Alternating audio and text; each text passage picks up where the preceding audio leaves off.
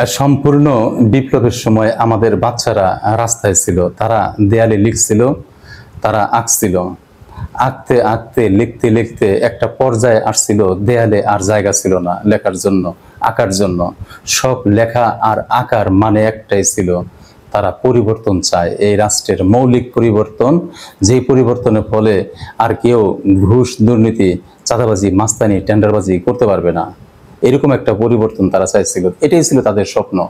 এমন একটা জায়গা দেখাতে পারবেন না দেয়ালে পুরো বাংলাদেশের ভিতরে, টেকনাফ থেকে তেঁতুলিয়া পর্যন্ত কোথাও লেখা ছিল যে আমরা নির্বাচন চাই, ছিল না। কিন্তু বিপ্লবের পরে আমরা কি দেখলাম?